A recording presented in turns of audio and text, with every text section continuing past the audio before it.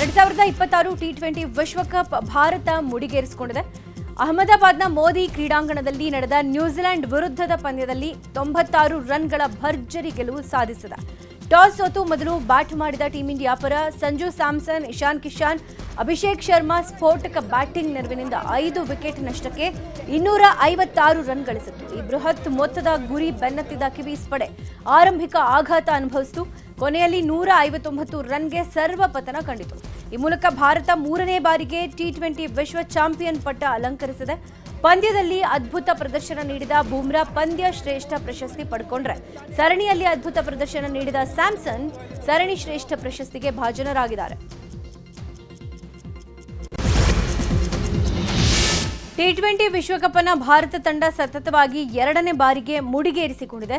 New Zealand ವಿರುದ್ಧ ಭಾರತ ಭರ್ಜರಿ ಗೆಲುವು ಸಾಧಿಸಿದೆ. ಟೀಂ ಇಂಡಿಯಾ ಗೆಲುವಿಗೆ ಗಣ್ಯರು ಟ್ವೀಟ್ ಮೂಲಕ ಶುಭ ಕೋರಿದ್ದಾರೆ. ಪ್ರಧಾನಿ ನರೇಂದ್ರ ಮೋದಿ, ಗೃಹ ಸಚಿವ ಅಮಿತ್ ಶಾ, ಡಿಸಿಎಂ ಡಿಕೆ ಶಿವಕುಮಾರ್, ಸಚಿನ್ ತೆಂಡೂಲ್ಕರ್, ವಿರಾಟ್ ಕೊಹ್ಲಿ ಸೇರಿದಂತೆ ಅನೇಕ ಗಣ್ಯರು ಟ್ವೀಟ್ ಮೂಲಕ ಭಾರತ ತಂಡಕ್ಕೆ ಶುಭ ಕೋರಿದ್ದಾರೆ. ಭಾರತ ಟಿ20 ವಿಶ್ವಕಪ್ ಗೆಲ್ತಾ ಇದ್ದ ಹಾಗೆ ಬೆಳಗಾವಿ ಆರ್ಪಿಡಿ ವೃತ್ತದಲ್ಲಿ ಸಂಭ್ರಮಾಚರಣೆ ಜೋರಾಗಿತ್ತು. ಅಭಿಮಾನಿಗಳು ಪಟಾಕಿ ಸಿಡಿಸಿ ಸಂಭ್ರಮಿಸಿದ್ರು. ಈ ವೇಳೆ ಯುವಕರು ಕಿರಿಕ್ ಮಾಡಿಕೊಂಡಿದ್ದಾರೆ. ಪೊಲೀಸರು ಮತ್ತು ಅಭಿಮಾನಿಗಳ ನಡುವೆ ಮಾತಿನ ಚಕಮಕಿ ನಡೆದಿದೆ. ಬಿಗುವಿನ ವಾತಾವರಣ ನಿರ್ಮಾಣ ಆಗಿತ್ತು. ಕೂಡಲೇ ಎಚ್ಚೆತ್ತ ಪೊಲೀಸರು ಲಾಠಿ ಚಾರ್ಜ್ ಮಾಡುವ ಮೂಲಕ ಜನರನ್ನ ಚದುರಿಸಿದ್ರು.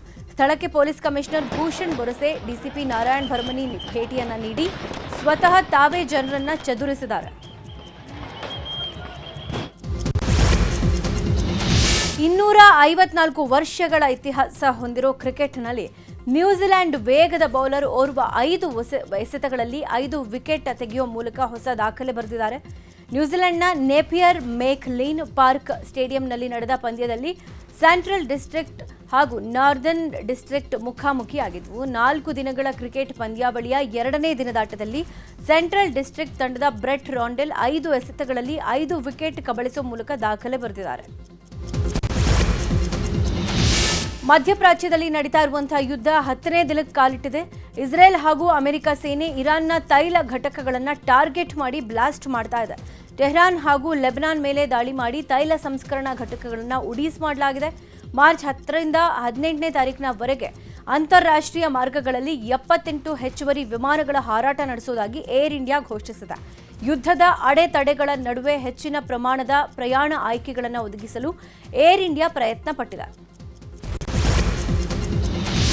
ಮಧ್ಯಪ್ರಾಚ್ಯ ಯುದ್ಧದ ಮಧ್ಯೆ ಗಲ್ಫ್ ರಾಷ್ಟ್ರಗಳಲ್ಲಿ ಸಿಲುಕಿದ್ದ 52,000 ಭಾರತೀಯರು ತಾಯ್ನಾಡಿಗೆ ಸುರಕ್ಷಿತವಾಗಿ ವಾಪಸ್ಸಾಗಿದ್ದಾರೆ. ಇದರಲ್ಲಿ 300ಕ್ಕೂ ಹೆಚ್ಚು ಕನ್ನಡಿಗರು ಮರಳಿ ಬಂದಿದ್ದಾರೆ. 52,000 ಭಾರತೀಯರನ್ನ ಸುರಕ್ಷಿತವಾಗಿ ಕರೆತರಲಾಗಿದೆ ಅಂತ ಭಾರತದ ವಿದೇಶಾಂಗ ಸಚಿವಾಲಯ ಹೇಳಿಕೆಯನ್ನ ಬಿಡುಗಡೆ ಮಾಡಿದೆ. ಅಷ್ಟೇ ಅಲ್ಲ, ಕೊಲ್ಲಿ ದೇಶಗಳಲ್ಲಿ ಸಿಲುಕಿರುವಂತಹ ಭಾರತೀಯರ ರಕ್ಷಣೆಗೆ ಸಹಾಯವಾಣಿಗಳನ್ನು ಸ್ಥಾಪಿಸಲಾಗಿದೆ. ಹೆಚ್ಚಿನ ವಿಮಾನಗಳ ಮೂಲಕ ಕಾರ್ಯಾಚರಣೆ ನಡೆಸಲಾಗುತ್ತೆ ಅಂತ ಕೇಂದ್ರ ಸರ್ಕಾರ ಸ್ಪಷ್ಟನೆ ಕೊಟ್ಟಿದೆ. ಭಾರತದ ಮೇಲೆ ಮಹಾಯುದ್ಧದ ಎಫೆಕ್ಟ್ ದಿನೇ ದಿನೇ ತಡ್ತಾ ಇದೆ. ಗ್ಯಾಸ್ ಬೆಲೆ, ಸಿಎನ್ಜಿ ಬೆಲೆ ಏರಿಕೆ ಆಗ್ತಾನೇ ಇದೆ. ಈಗ ರಸಗೊಬ್ಬರದ ಬೆಲೆ ಏರಿಕೆ ಆಗೋ ಸಾಧ್ಯತೆ ಇದೆ. ರಷ್ಯಾ, ಇರಾನ್, ಖತಾರ್ನಲ್ಲಿ ಹೆಚ್ಚು ರಸಗೊಬ್ಬರ ಉತ್ಪಾದನೆ ಆಗುತ್ತೆ. ಆದರೆ ಈ ದೇಶಗಳಲ್ಲಿ ಯುದ್ಧದ ಕಾರ್ಮೋಡ ಇರೋದ್ರಿಂದ ಯೂರಿಯಾ, ಫಾಸ್ಫೇಟ್ ರಫ್ತಿಗೆ ಸಮಸ್ಯೆ ಆಗ್ತಾ ಇದೆ. ಹೀಗಾಗಿ ಬೆಲೆ ಏರಿಕೆ ಆಗೋ ಆತಂಕ ಶುರು ಆಗಿದೆ. ಇವತ್ತಿನಿಂದ 2ನೇ ಹಂತದ ಸಂಸತ್ ಬಜೆಟ್ ಅಧಿವೇಶನ ಪುನರ್ ಆರಂಭ ಆಗಲಿದೆ. ಲೋಕಸಭೆಯ ಸ್ಪೀಕರ್ ಓಂ ಬಿರ್ಲಾ ವಿರುದ್ಧ ವಿಪಕ್ಷಗಳು ಮಂಡಿಸಲಿರುವ ಅವಿಶ್ವಾಸ ನಿರ್ಣಯಕ್ಕೆ ಟಿಎಂಸಿ ಪಕ್ಷ ಬೆಂಬಲ ಕೊಟ್ಟಿದೆ. ಅಧಿವೇಶನದ ಮೊದಲ ದಿನ ಸ್ಪೀಕರ್ ಓಂ ಬಿರ್ಲಾ ವಿರುದ್ಧ ಅವಿಶ್ವಾಸ ನಿರ್ಣಯ ಮಂಡಿಸಲಿದ್ದು, ಎಲ್ಲಾ ಸಂಸದರು ಹಾಜರಿರಬೇಕು ಅಂತ ಬಿಜೆಪಿ ಮತ್ತು ವಿಪಕ್ಷಗಳು ವಿಪ್ ಜಾರಿ ಮಾಡಿವೆ. ಮುಖ್ಯಮಂತ್ರಿ ಸಿದ್ದರಾಮಯ್ಯ ಮೊನ್ನೆ ತಾನೇ 4,48,000 ಕೋಟಿಯ ಬಜೆಟ್ ಮಂಡಿಸಿದ್ರು. ಬಜೆಟ್ ಮಂಡನೆ ಬಳಿಕ ವಿಧಾನಮಂಡಲ ಅಧಿವೇಶನ ಮುಂದೂಡಿಕೆ ಆಗಿತ್ತು. ಇವತ್ತಿನಿಂದ ಮತ್ತೆ ಅಧಿವೇಶನ ಮುಂದುವರಿಯುತ್ತೆ. ಬಜೆಟ್ನ ಲೋಪದೋಷಗಳನ್ನು ಹಿಡಿದು ಸರ್ಕಾರವನ್ನ ಪ್ರಶ್ನೆ ಮಾಡೋಕೆ ಪ್ರತಿಪಕ್ಷಗಳು ಕೂಡ ಸಜ್ಜಾಗಿವೆ. ಸಮರ್ಪಕ ಉತ್ತರ ಕೊಡೋಕೆ ಕಾಂಗ್ರೆಸ್ ಸರ್ಕಾರ ಕೂಡ ರೆಡಿ ಇದೆ.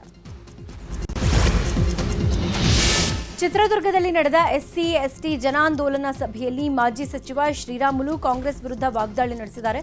ಕಾಂಗ್ರೆಸ್ ಸರ್ಕಾರ ನಮ್ಮ ಕುರ್ಚಿ ಮೇಲೆ ಕಾಲಿಟ್ಟು ತುಳಿತಾ ಇದೆ. ದಲಿತರ ನಾಲಿಗೆ ಮೇಲೆ ಕಾಲಿಟ್ಟು ತುಳಿಯೋ ಕೆಲಸ ಮಾಡ್ತಾ ಇದೆ. ದಲಿತರಿಗೆ ಮೀಸಲಾತಿ ಕೊಟ್ಟಿದ್ದು ಕಾಂಗ್ರೆಸ್ ಅಲ್ಲ, ಸಂವಿಧಾನ. ಅಂಬೇಡ್ಕರ್ ಅವರ ಆಶಯದಂತೆ ನಮಗೆ ಮೀಸಲಾತಿ ಸಿಕ್ಕಿರೋದು. ಕಾಂಗ್ರೆಸ್ ದೊಡ್ಡ ನಾಯಕರು ಕೂಡ ಮೀಸಲಾತಿ ವಿರುದ್ಧ ಮಾತನಾಡ್ತಾ ಬಂದಿದ್ದಾರೆ. ಇಂದಿರಾ ಗಾಂಧಿ, ರಾಜೀವ್ ಗಾಂಧಿ, ನೆಹರು ಕೂಡ ಮೀಸಲಾತಿಯನ್ನ ವಿರೋಧಿಸಿದ್ರು. ಸಿದ್ದರಾಮಯ್ಯ ಅದೇ ಕೆಲಸ ಮುಂದುವರಿಸಿದ್ದಾರೆ ಅಂತ ಕಿಡಿಕಾರಿದ್ದಾರೆ. ಬಿಜೆಪಿ ತಮ್ಮ 5 ವರ್ಷಗಳ ಆಡಳಿತಾವಧಿಯಲ್ಲಿ ಎಷ್ಟು ಯುವಕರಿಗೆ ಉದ್ಯೋಗ ಕೊಟ್ಟಿದೆ ಅನ್ನೋದು ನೆನಪಿಸಿಕೊಳ್ಳಿ ಅಂತ ಶಾಸಕ ಲಕ್ಷ್ಮಣ್ ಸವದಿ ವಾಗ್ದಾಳಿ ನಡೆಸಿದ್ದಾರೆ. ಅಥಣಿಯಲ್ಲಿ ಮಾತನಾಡಿರೋ ಅವರು 2014ರ ಮೊದಲು ಮನಮೋಹನ್ ಸಿಂಗ್ ಸರ್ಕಾರದಲ್ಲಿ ಜನರ ಮೇಲಿದ್ದ ಸಾಲ ಎಷ್ಟು ಮತ್ತು ಕಳೆದ 11 ವರ್ಷಗಳಲ್ಲಿ ಕೇಂದ್ರ ಸರ್ಕಾರ ಮಾಡಿರುವಂಥ ಸಾಲ ಎಷ್ಟು ಅನ್ನೋದು ಬಿಜೆಪಿ ಲೆಕ್ಕಾಚಾರ ಮಾಡಲಿ ಅಂತ ಸವಾಲೆಸೆದಿದ್ದಾರೆ. ಇದೇ ವೇಳೆ ರಾಜ್ಯ ಗುತ್ತಿಗೆದಾರರ ಪ್ರತಿಭಟನೆಯ ವಿಚಾರದ ಬಗ್ಗೆ ಶಾಸಕ ಲಕ್ಷ್ಮಣ್ ಸವದಿ ರಿಯಾಕ್ಷನ್ ಕೊಟ್ಟಿದ್ದಾರೆ. ರಾಜ್ಯದಲ್ಲಿ ಗುತ್ತಿಗೆದಾರರು ಮಾಡ್ತಾ ಇರುವಂತ ಮುಷ್ಕರ ನ್ಯಾಯಸಮ್ಮತವೇ ಆಗಿದೆ. ಪಾಪ ಅವರಿಗೆ 4-5 ವರ್ಷಗಳಿಂದ ಹಣ ಪಾವತಿ ಆಗದೆ ಸಂಕಷ್ಟದಲ್ಲಿದ್ದಾರೆ.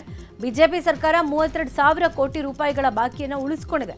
ಹಳೆಯ ಬಾಕಿಯನ್ನು ತೀರಿಸುವ ಉದ್ದೇಶದಿಂದಲೇ ಪ್ರಸ್ತುತ ಕಾಂಗ್ರೆಸ್ ಸರ್ಕಾರ ಹೊಸ ಕಾಮಗಾರಿಗಳನ್ನು ಸ್ವಲ್ಪ ನಿಧಾನವಾಗಿ ಮಾಡ್ತಾ ಇದೆ. ಮುಂದಿನ 2 ವರ್ಷಗಳಲ್ಲಿ ಈ ಸಂಪೂರ್ಣ ಬಾಕಿ ತೀರಿಸಲಾಗುತ್ತೆ ಅಂತ ಹೇಳಿದ್ರು. ಉತ್ತರ ಕನ್ನಡ ಜಿಲ್ಲೆ ಭಟ್ಕಳದಲ್ಲಿ ಇವತ್ತು ಹಿಂದೂ ಸಂಗಮ ಕಾರ್ಯಕ್ರಮ ಹಮ್ಮಿಕೊಳ್ಳಲಾಗಿತ್ತು. ಕಾರ್ಯಕ್ರಮದಲ್ಲಿ ಹಿಂದೂ ಫೈರ್ ಬ್ರ್ಯಾಂಡ್ ಅನಂತಕುಮಾರ್ ಹೆಗಡೆ ದಿಕ್ಸೂಚಿ ಭಾಷಣ ಮಾಡಿದ್ದಾರೆ. ಕಳೆದ 2 ವರ್ಷದ ಬಳಿಕ ವೇದಿಕೆ ಭಾಷಣ ಮಾಡಿದ ಅನಂತಕುಮಾರ್ ಹೆಗಡೆ ಚೌಕಟ್ಟು ಮೀರದೆ ಹಿಂದೂ ಧರ್ಮದ ಬಗ್ಗೆ ಮಾತನಾಡಿದ್ದಾರೆ. ಕಾರ್ಯಕ್ರಮದಲ್ಲಿ ಸಾವಿರಾರು ಸಂಖ್ಯೆಯಲ್ಲಿ ಜನ ಭಾಗಿಯಾಗಿದ್ದರು. ಟಾಟಾ ಏಸ್ನಿಂದ ಕಾರಿಗೆ ಡಿಕ್ಕಿ ಹೊಡೆದು ವ್ಯಕ್ತಿಯನ್ನ ಕಿಡ್ನಾಪ್ ಮಾಡಿರೋ ಘಟನೆ ಬೆಂಗಳೂರಿನ ಹೊರವಲಯದ ಆನೇಕಲ್ ಸಮೀಪದ ಕರ್ಪೂರ ಗೇಟ್ ಬಳಿ ಸಂಭವಿಸಿದೆ. ಹೊನ್ನ ಕಳಸಾಪುರ ಗ್ರಾಮದ ರಿಯಲ್ ಎಸ್ಟೇಟ್ ಏಜೆಂಟ್ ಗೋಪಾಲ್ ಎಂಬಾತನನ್ನ ಕಿಡ್ನಾಪ್ ಮಾಡಿದ್ದಾರೆ. ಅತ್ತಿಬೆಲೆಯಿಂದ ಆನೇಕಲ್ ಕಡೆ ಬರುವಾಗ ಕಾರ್ನಲ್ಲಿದ್ದ ಗೋಪಾಲ್ಗೆ ಸ್ಪ್ರೇ ಮಾಡಿ ಕಿಡ್ನಾಪ್ ಮಾಡಿದ್ದಾರೆ. ಈ ಬಗ್ಗೆ ಆನೇಕಲ್ ಪೊಲೀಸ್ ಠಾಣೆಯಲ್ಲಿ ಪ್ರಕರಣ ದಾಖಲಾಗಿದ್ದು ಮೂವರಿಗೆ ಪತ್ತೆಗಾಗಿ 9 ತಂಡ ರಚನೆ ಮಾಡಲಾಗಿದೆ.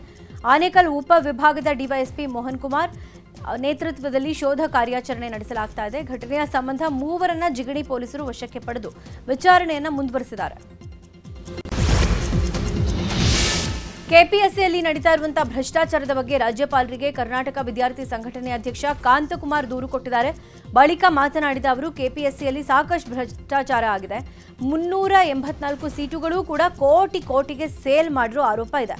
ಪ್ರಶ್ನೆ ಪತ್ರಿಕೆ ಲೀಕ್ ಆಗಿದ್ರೂ ಆಕ್ಷನ್ ತೆಗೆದುಕೊಂಡಿಲ್ಲ. ಕೂಡಲೇ ಸಿಬಿಐ ತನಿಖೆ ನಡೆಸಬೇಕು ಅಂತ ವಿದ್ಯಾರ್ಥಿ ನಾಯಕ ಕಾಂತಕುಮಾರ್ ಆಗ್ರಹಿಸಿದ್ದಾರೆ. ಹಾಲು ಉತ್ಪಾದಕರಿಗೆ ಚಿಮುಲ್ ಯುಗಾದಿಗೆ ಬಂಪರ್ ಗಿಫ್ಟ್ ಕೊಟ್ಟಿದೆ. ಪ್ರತಿ ಲೀಟರ್ ಹಾಲಿನ ದರ 50 ಪೈಸೆ ಏರಿಕೆ ಮಾಡೋ ಮೂಲಕ ಗುಡ್ ನ್ಯೂಸ್ ಕೊಟ್ಟಿದೆ. ಇದರಿಂದ ಚಿಕ್ಕಬಳ್ಳಾಪುರ ಜಿಲ್ಲೆಯ 38,000 ಹಾಲು ಉತ್ಪಾದಕರಿಗೆ ವರದಾನ ಆಗಲಿದೆ. ಮೇ 31ನೇ ತಾರೀಕಿನಿಂದ 50 ಪೈಸೆ ಬೆಲೆ ಅನ್ವಯ ಆಗುತ್ತೆ. ಸದ್ಯ ಲೀಟರ್ ಹಾಲಿಗೆ 36.9 ರೂಪಾಯಿ ರೈತರಿಗೆ ಸಿಗಲಿದೆ.